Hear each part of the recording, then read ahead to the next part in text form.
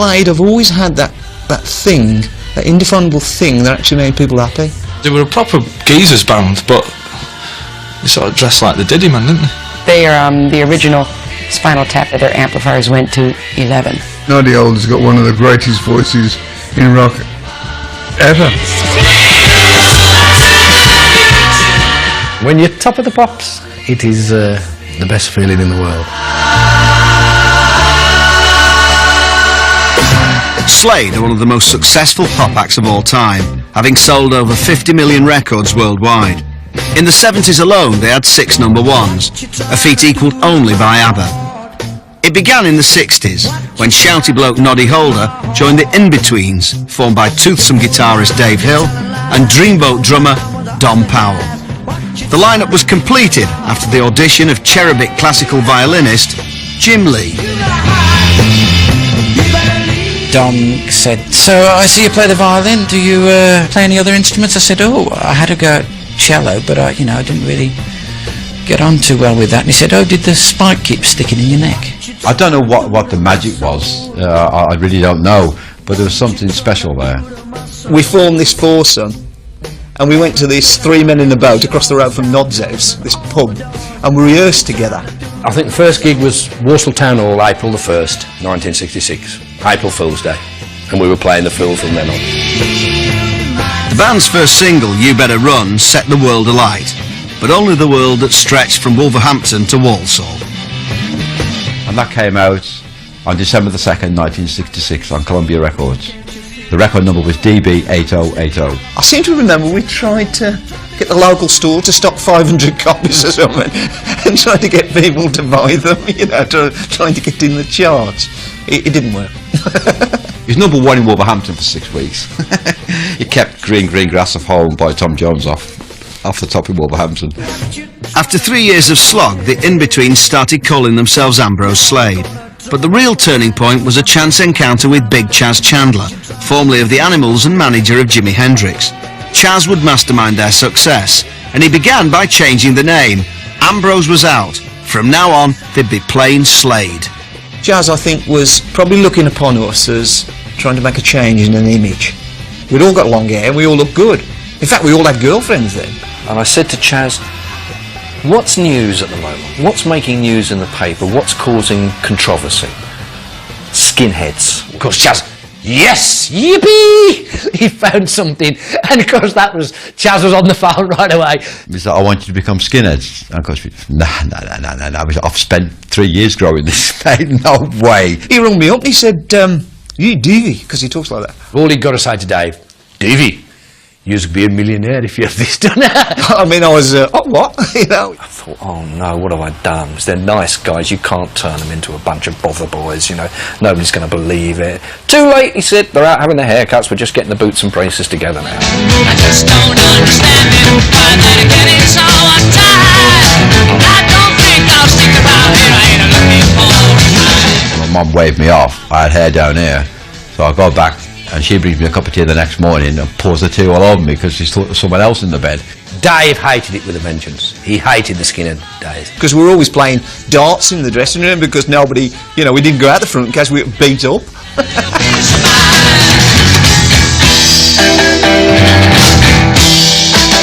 There was this new skinhead band around, and they had higher stacks than we did, and they were louder than we were. Yeah, we weren't. And in the early days, we didn't like that at all.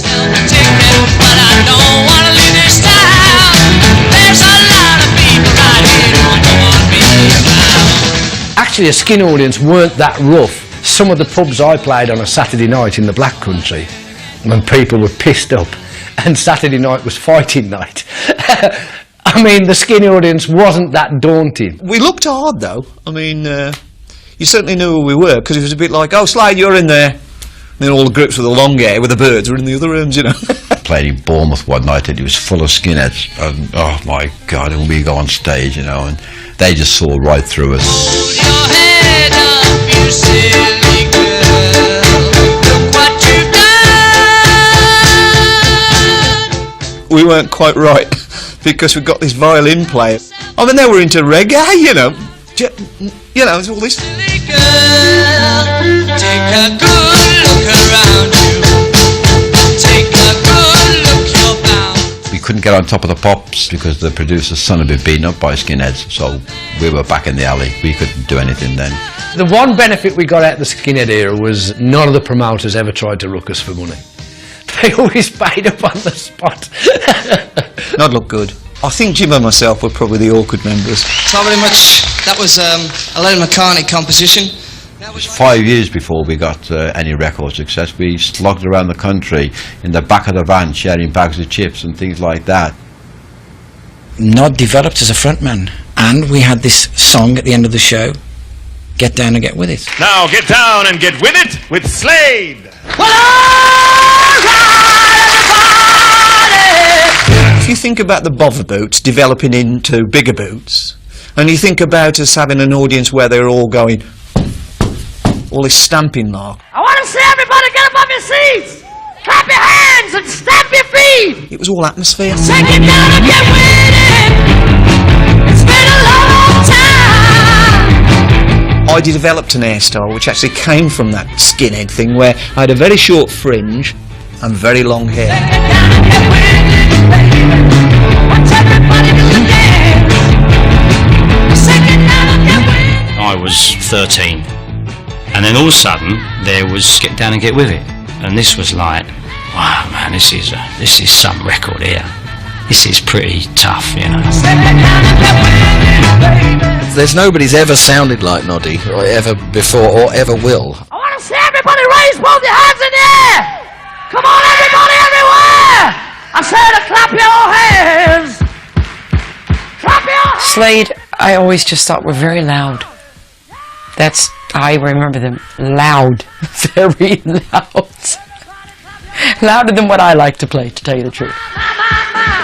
I remember when we first went to Top of the Pops, the sets were being held up with tape and it was all a bit sort of tatty, and it wasn't that wonderful ball that we saw on TV. You could see the cracks and the joints and you could see it being stuck together. Such is the arrogance of youth. I looked at this and I thought, we can take this, we can do this. Thursday night, and there's this thing called Top of the Pops. There was no other music on telly. It was black and white TV. There was no video, so there was no missing it and recording it later. There was this moment where you saw these people having a ball.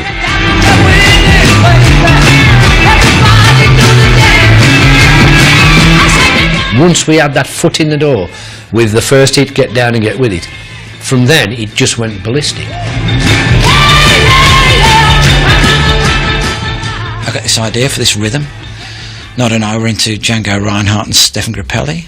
I took my violin, I went over and knocked on Nod's door. And it was the first time me and Jim had sat down to write a song properly together, gauged as a hit single. So his mum made a cup of cocoa, and I said, I've got this idea, this rhythm, and shuffle. I won't laugh at you when you boo-hoo-hoo, 'cause I love you. I can't turn my back on the things you like. Half an hour later, the cocoa was drunk, and 'Cause I Love You was born, and it was number one, like that. Just like the things you do. Don't you change the things you do. But what was good about it was this this clapping, you know, bump, bump, that we did in the corridor, and it came out on the record really loud. The whole record came alive, the song came alive. It was a good pop song to start with, but that gave it the icing on the cake. I just like the things you do. I'm not a student, I've never been to college, you know, I never went to art school. Not very good with words, but, you know, Slade speak to me just through the energy of the guitars and the music more than anything.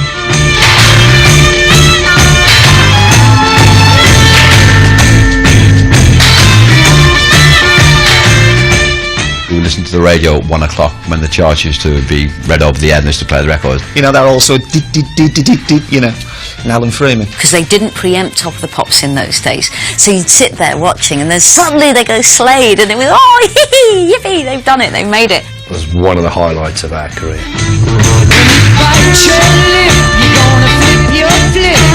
love you. Though we're miles apart, you still reach my heart. How I love you. Although you're number one in the charts, you still could be considered as a pop group.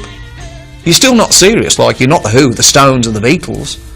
You're just starting, but you've just had your first big one. This next one's a bit of a stomper, so you can start leaping about a bit and getting the feet on the floor. This one's cool. The songwriting of Noddy Holder and Jim Lee would prove to be the foundation of Slade's success. He had a bit of trouble with the spelling, mind. I know just exactly where to be. You know what my freedom means to me. What it means to me. Just exactly what my freedom means to me. I say I know just what I want to be. You say what's it all supposed to be? Back home in the Midlands, that was like a phonetic way of writing at the time, the spelling, and that's where really that came from. Then again, it was trying to heavy the thing up. Hey, hey, hey, hey, what you doing to me?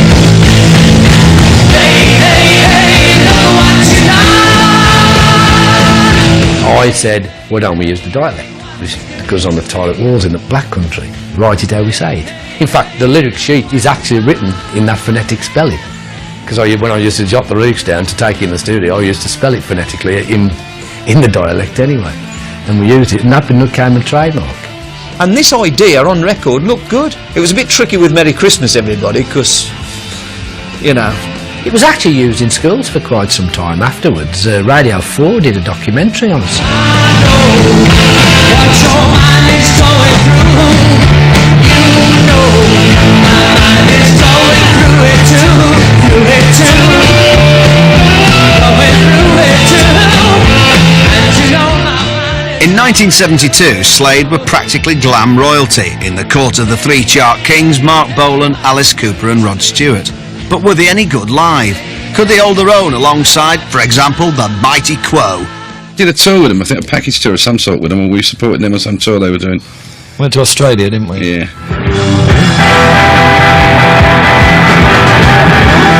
Couldn't believe it. I mean, we'd been sort of ruling the roost, and all of a sudden they'd come along and we're supporting them.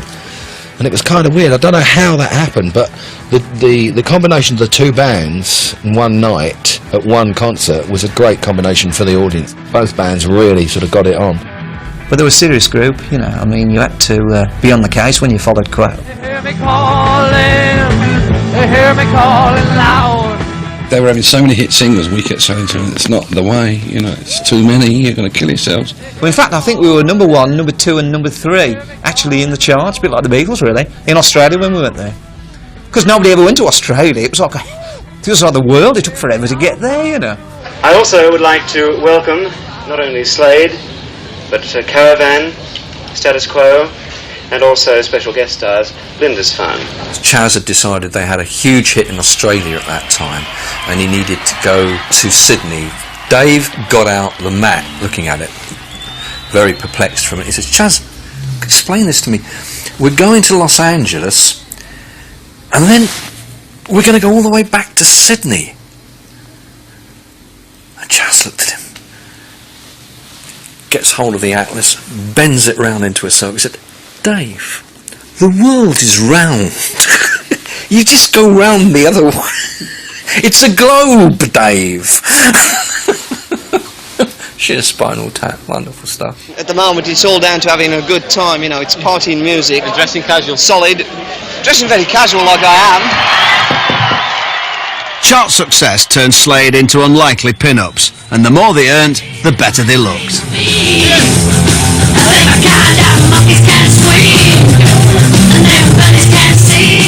It was our first taste of screaming girl fans.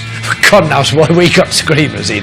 I mean, we weren't the prettiest band going by any stretch of the imagination. I gather they did the sex, drugs and the rock and roll. I don't know, I wasn't there. With the fools if they didn't.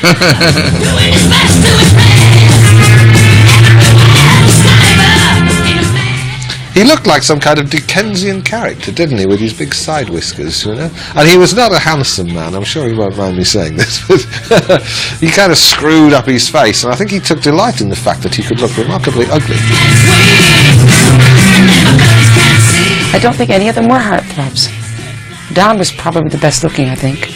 To spend more time putting makeup on than the photographs you to take, you know, sort of go there the day before to get made up, you know, to make sure you look all right. Jagger's not exactly your pin-up, is he? But I mean, he's never been short of of the female side of things, has he? You know, because it's more than just looks. It's what's behind it. It's the cosmic vibe.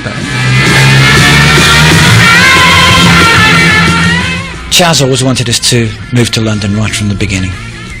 Unfortunately, we didn't like these London clubs. We used to go to Tramp. We didn't like it. We always kept our roots, the Black Country. Nothing ever took that out of us. You know, they can say you can take the boy out the Black Country, but you never take the Black Country out the boy.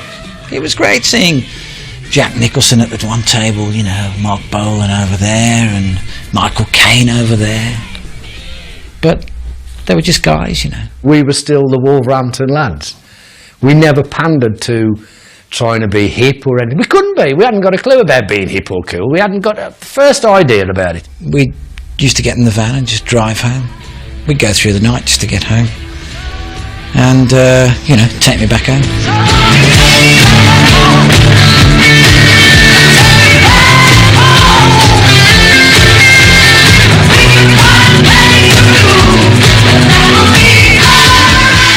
We played the Lincoln Festival.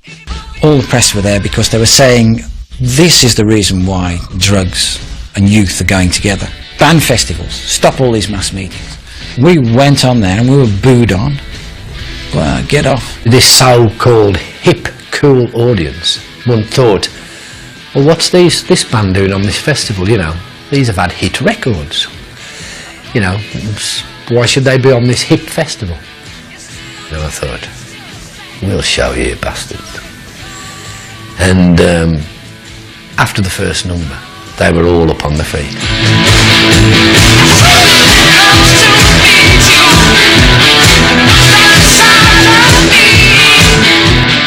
It gave us this credibility as a great rock live act.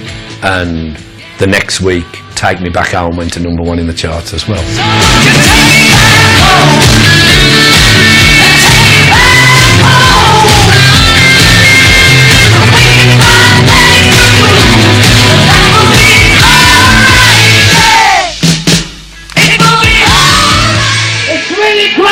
Sit out in the rain and everything, and we want everybody to get off really right from the start.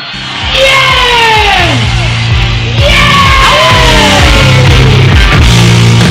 I don't want to drink my whiskey like you do. I don't need to spend my money, but still do. The title from Mama We're All Crazy came from the Lincoln Festival, because I was sort of shouting to them, we're all crazy now and all this business. And we were actually singing My, we're all crazy now. We're not singing Mama, we're all crazy now at all. My, we're all crazy now. And Chaz thought we were saying Mama. He said, well, play Mama again. What you want about Mama?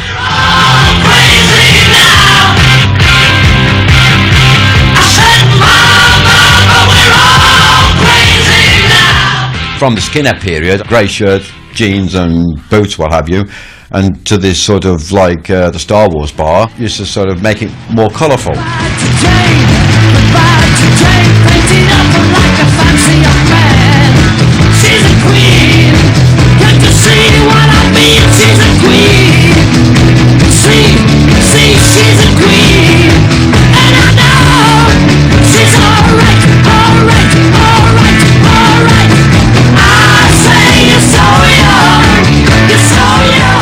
I can remember Noddy in the famous mirrored hat and the driving force of the music. I mean, it really was music that made you feel great. I used to stand in the middle of the stage and these huge beams of light used to come out of the hat, and it looked like absolutely phenomenal. And I could move the hat around and light all the audience up with this hat with mirrors. It became a symbol of the glam rock years, really, the top hat with mirrors. Goodbye to I saw this coat, which had a big zip up the front, and it was a long black coat. And I thought silver, and there was a lot of things going on in space at the time. Dave was on the planet Zog where this was concerned, and he really took to this like a duck to water. They looked bizarre and didn't quite have taste in their appearance, but the music was far better than anyone else's around. I said, could you make me that in silver? I said, yeah. But he never changed in front of us. He used to go into the toilets to change. And like my standard line was, come on H, reveal! And H would come and I, oh my God, going on looking like that. His standard line was, okay, you can laugh. You write them, I'll sell them. That was his line. I mean, have you ever seen Elton John? He got mothballs on at one gig. I mean, talk about the things I wore. You know, and his music's serious, isn't it?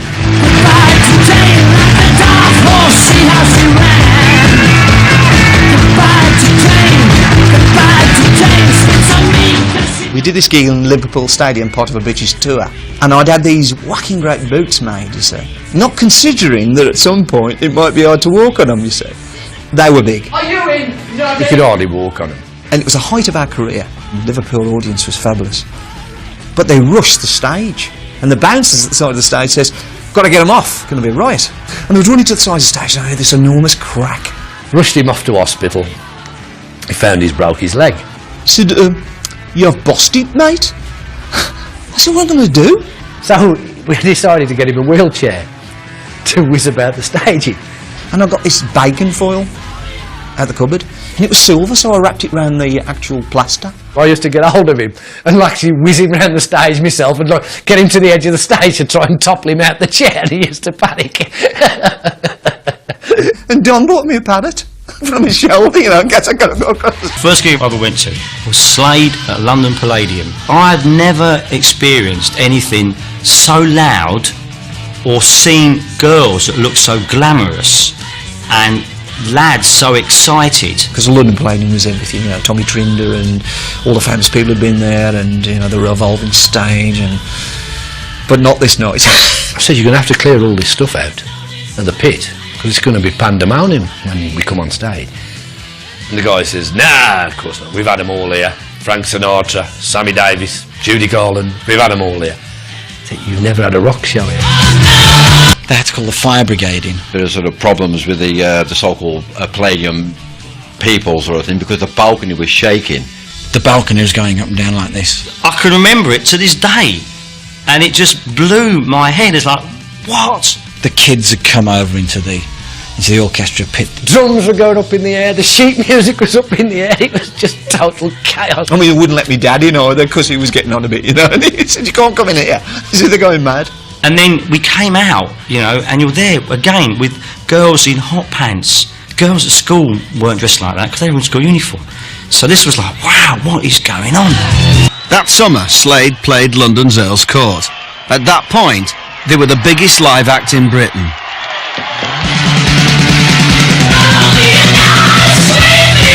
What I've heard from fans is, you should have been in the tubes.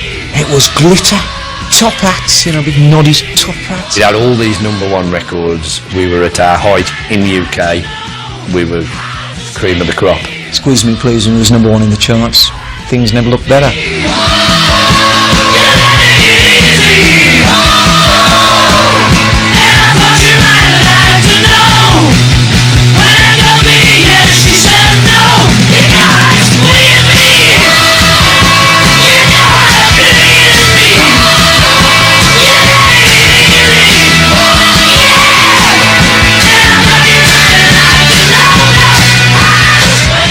We were sadly came down to earth with a bump. It's strange in life, isn't it? You know, you're at peak of success and something really kicks you under. I mean, I must admit, Don's probably my best friend, actually, and we're still together now, working together, and I think that was a heck of a shock.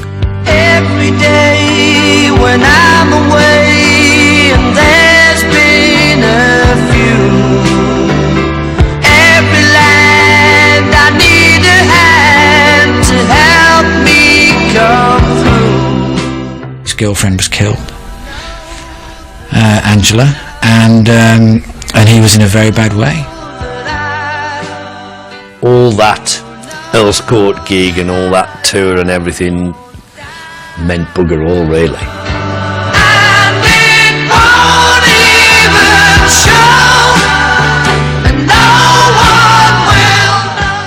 You know, the guy looked like he'd been crucified, smashed up and all his hair cut off, and he got a loincloth and he was plugged into the machines. At that point, they said he won't last a day. And looking at him, he wouldn't have thought he'd last a day. My life was saved by two nurses who happened to be going on duty to the hospital that night, and they must have arrived just after the accident had happened, and they kept me alive till an ambulance came out. And I've never yet been able to find out who those two nurses are. They'll never tell me.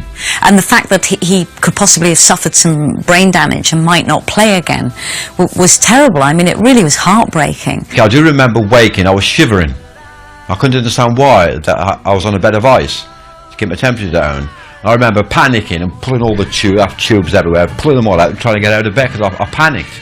I didn't know what I was doing there. The tender hooks, the feeling that would Slade remain, would they be able to work again because they'd lose such a key member? We'd had a meeting at my house with Chas to decide what we were going to do. We decided to carry on. The accident was tragic. I mean, it was terrible, and it was extremely upsetting. And but as I say, life carries on. And I was at my brother's house. Frank was plumbing in the dishwasher and overheard the conversation. He said, "James." I went in, he said, "James, I'm your man."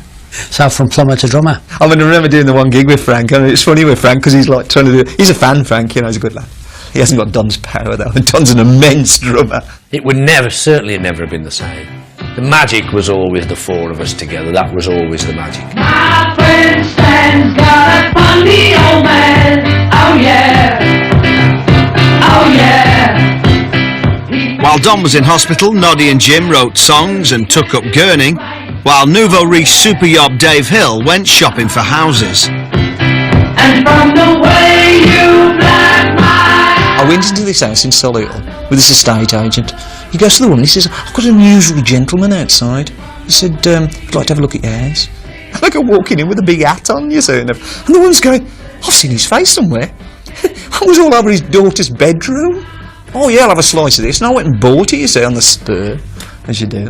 I thought I lived next door to a huge house called Morven House. I thought, that's quite stately, this. To only find out that I was living next door to 500 girls. And we were in the charts.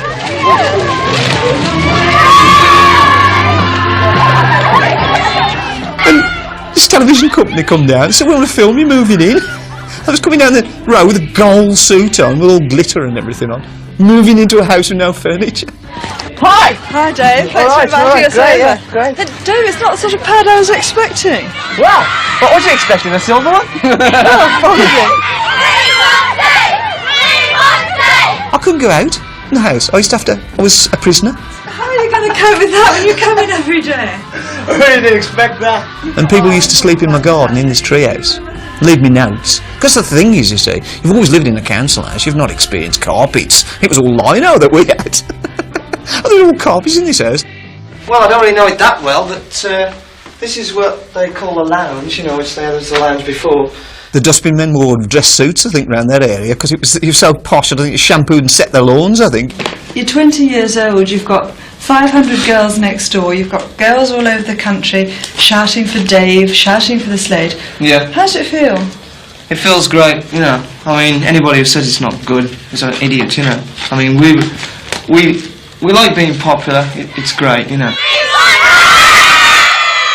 Dave, please! Oh, please, I've not had it once yet. I eventually had to move. Later that summer, Don Powell seemed to have made a full recovery. He left hospital and prepared to tour with Slade again.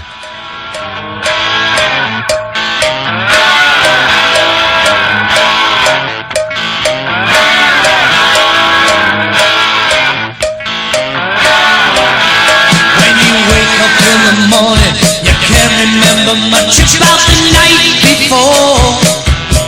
When I first realised that I got amnesia, I used to fight like crazy, and that was the worst thing I could do. The memory thing was a problem with Don, but we just took it on board. It was just the way it was. I didn't realise at the time, and we came to rehearse to do something, we'll do. Let's try "Come On, Feel the Noise." How does it go?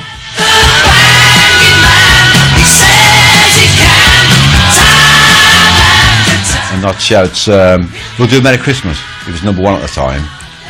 Oh, we go.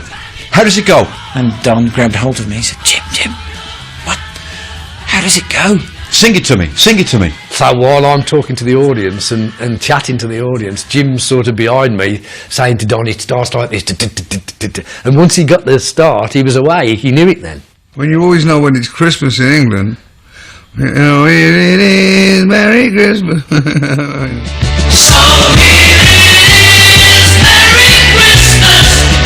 Everybody's having fun. Look to the future now. It's only just begun. Are you waiting for the family? In that song, there's probably 2 of the best lines that I ever came up with. Does your granny always tell you that the old songs are the best? Then she's up and rock and rolling with the rest, which every granny does at Christmas.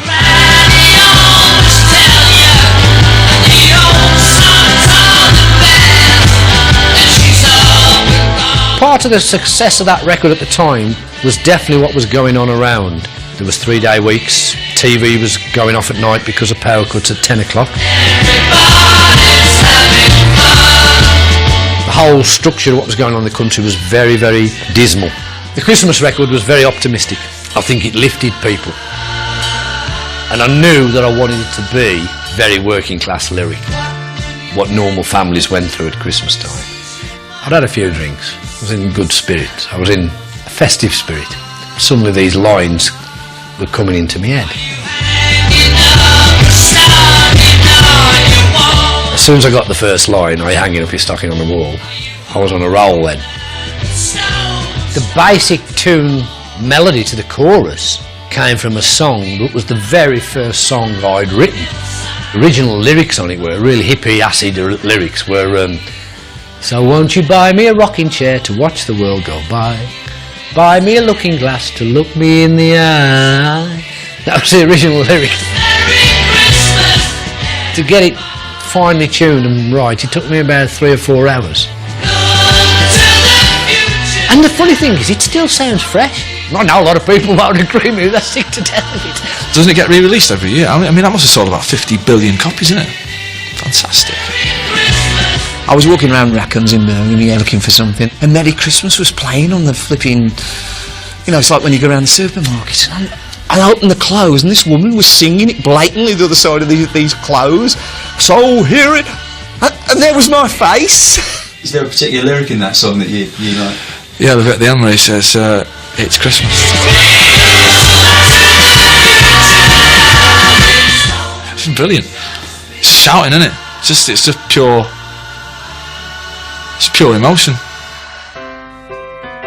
Merry Christmas Everybody had been Slade's 6th #1 in less than 2 years. Now their manager Chas Chandler looked to a new creative challenge for his boys. The result was a feature film, Flame. With Flame, none of us had ever acted before. It was like dipping our toes into uncharted waters, definitely. Essex had done That'll Be the Day. It was a natural step for Slade to make a film. Do you actually like what we do? The movie explored the harsh realities of life in a fictional rock and roll band. But would Flame backfire on Slade? Right. You see, it's all a matter of packaging, Paul. Packaging, promotion. I'm no bloody fish finger. We actually didn't do a bad job in the acting department, really. We got away with it. I'm not the vocalist, I'm the senior. How'd you do it? I never read the whole script anyway. I only read my part. I didn't even know it was bad half the time. I remember at the premiere we were said, have you done the right thing by exposing the downside of the music business, if you like? And I could see what they meant. You're a good live act, and that's it. Excuse me. What crap you served up tonight, that wasn't music. You're just second-rate comics working on a third-rate audience. With a fourth-rate agent copying 10%.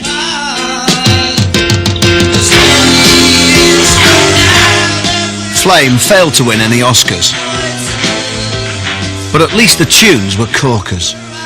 People just think when they listen to Slade, they think of Come On Feel the Noise and Mama We're All Crazy Now, but how does it feel? It's easily one of the best songs ever written, ever. What it's like to be searching in your own time.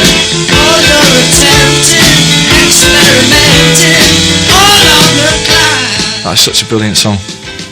So go and buy it if you're watching this. It's on the greatest hits, track 13. What it's like to be searching and suddenly find all your illusion, all your confusion, all left behind. Although it was the gentler side of the band, which we aren't really remembered for, that was always there. That sort of happy, sad vibe. We're remembered for being the guys, you know, who make a lot of noise. But we didn't always. I've seen the bridges of the world and they're for real. I've had a red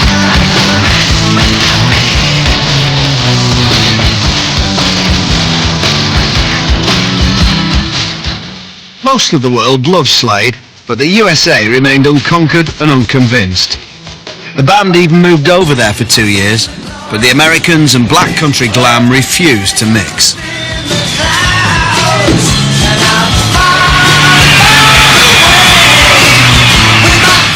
Concert-wise, it was great for us.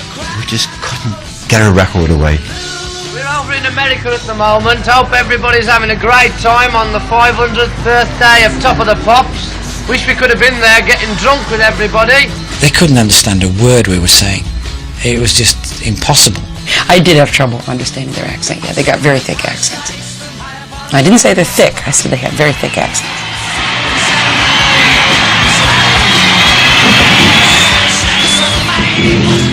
America was not ready and did not want Slade. They were a good time, happy band. Slade's act was somehow uncool for America. It was not cool to come over all flamboyant like a showman. America was coming out of Watergate, Vietnam. All it wanted to do was feel sorry for itself. It was not looking for a good time. They returned home in about 77 or so, sort of down and out. Slap bang into the middle of the summer of punk in this country. Now I'm so happy to see you, and you're so never to come. Well, the late 70s was a bit strange for us, definitely, because we were considered boarding old fart, I suppose. It was black and black clothes and belts and studs and chains coming off their noses and also just some bad teeth. There wasn't any light at the end of the tunnel. It was the year zero. It had a political side to it that was almost like Pol Pot. I thought, we're going to do about this then, you know. We feel like rock dinosaurs. You know, anybody that was any successful before then was out of it. Money was difficult and there were problems, and I thought, well, records dry up, you know, where do you go? You know, what's going to happen? You know, you've got to survive, you see. The group was on the cusp of breaking up around that time.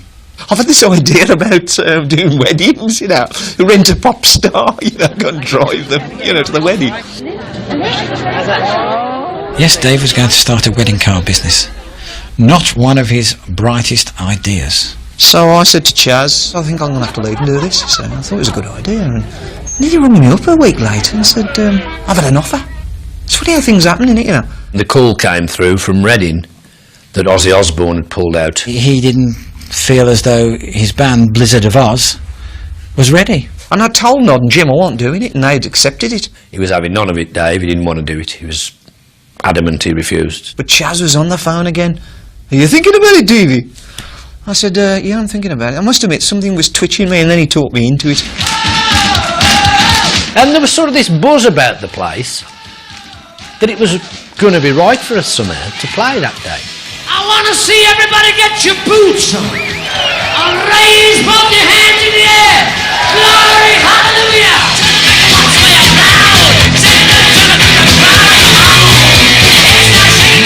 We walked on stage in 45 minutes. We went from a no hope to a huge, you know, we were back.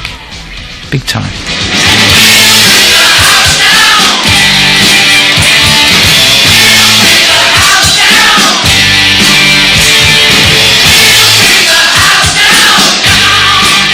The crowd they were going so crazy, and somebody was shouting down, Merry Christmas. So here we were, the middle of summer, heavy metal concert. The whole tens of thousands of people all singing Merry Christmas. Crazy. And that night driving home, I couldn't sleep, thinking what I'd just done. And I was about to leave. People must have been shocked that we could still play. After all these years together, for some strange reason, they must have thought,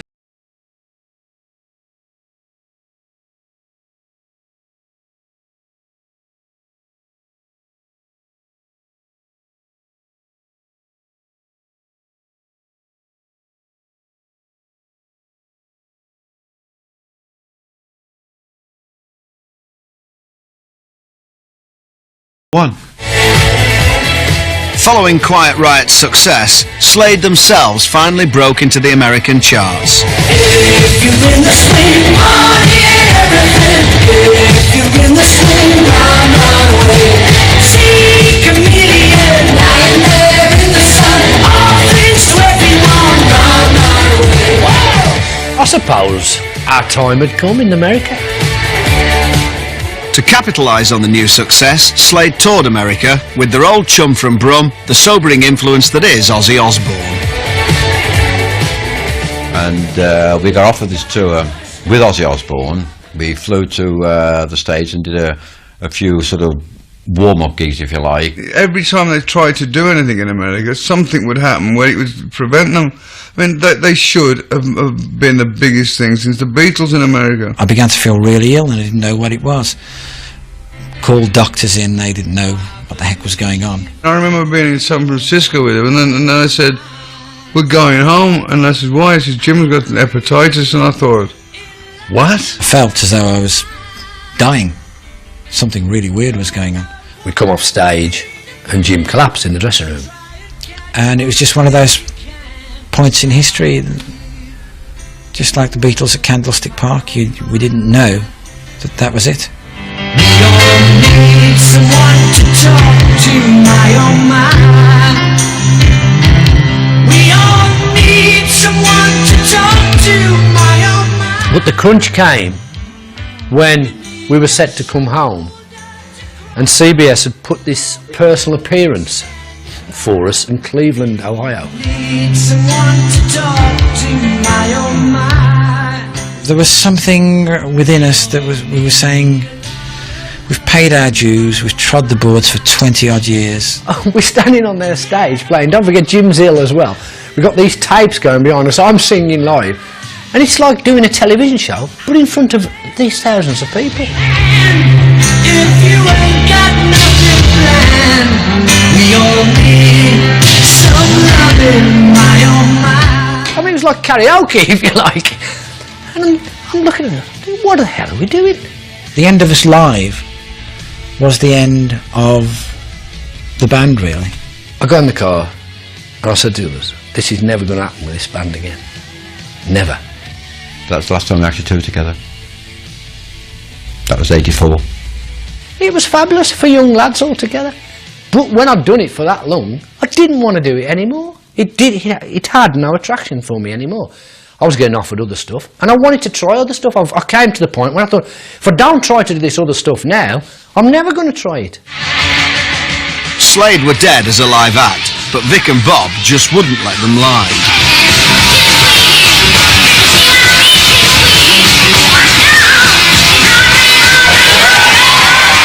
The Vic and Bob thing. Brilliant. Absolutely brilliant. Oh dear. I don't really know why they picked on us. Coming in there, Dave. He's doing me hairstyle. Come on, Dave, let's cut the corner of your hair here over you and all this Brummy accent. Did Mr. Hill finish? Right, how does it look, Jimmy?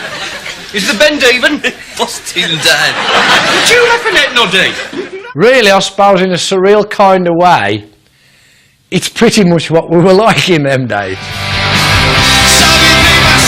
And in 1995, when Oasis Noel Gallagher did a spot of radio DJing, a Slade fan made a novel suggestion for Noel's next record. So they sent me and Dylan into the back room, and we were looking through like all the CDs. So Noel's looking through this kind of CD collection that I'm looking through, and I spot Slade Greatest Hits. So I kind of went, Noel, you got to play some Slade. If it wasn't for him, then we wouldn't have done the Slade cover reel.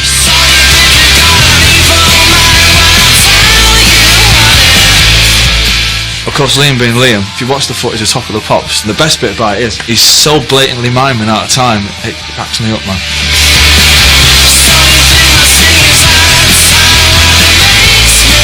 Come on, feel the noise, girls, grab the boys, we'll go wild, wild, wild. And it just sounded like an Oasis song, you know. It's a bit uncanny for me when I'll write a song and people say, it sounds like Oasis, and it's putting the cart before the horse. I went to see Oasis when they did Main Road, and they came on and did it as the encore. We found out Noddy was up in the balcony listening. I mean, I hope it was as good for him as it was for us, because it was brilliant. It was great seeing 40,000 kids singing along to it. A song that was 20 years old, more than 20 years old, and the audience was singing along to it in the 90s.